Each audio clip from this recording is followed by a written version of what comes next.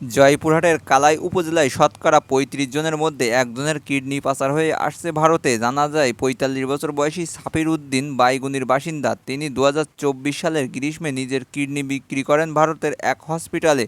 চুক্তি ছিল ৩.৫ লাখ টাকার, যাতে সন্তানের জন্য একটি বাড়ি তৈরি করবেন। কিন্তু এখন তিনি অর্ধসমাপ্ত ঘরে, অসুস্থ শরীর নিয়ে বিছানায়। তিনি বলেন, দালালরা আমার কিডনি নিয়ে পালিয়ে গেছে। একই অভিজ্ঞতা জ্যোৎস্না বেগমের। কথা ছিল ৭ লাখ টাকার, কিন্তু পেয়েছেন মাত্র ৩ লাখ। অপারেশনের পর স্বামী তাকে ছেড়ে চলে গেছে। তিনি বলেন, আমার দেহ তো গেল, সংসারও শেষ হয়ে গেল। আন্তর্জাতিক সংবাদ মাধ্যম আল জাজিরার এক চাঞ্চল্যকর অনুসন্ধানী প্রতিবেদনে উঠে এসেছে বাংলাদেশ ভারত সীমান্তবর্তী অঞ্চলে গড়ে ওঠা কিডনি পাচার চক্রের ভয়াবহ বাস্তবতা।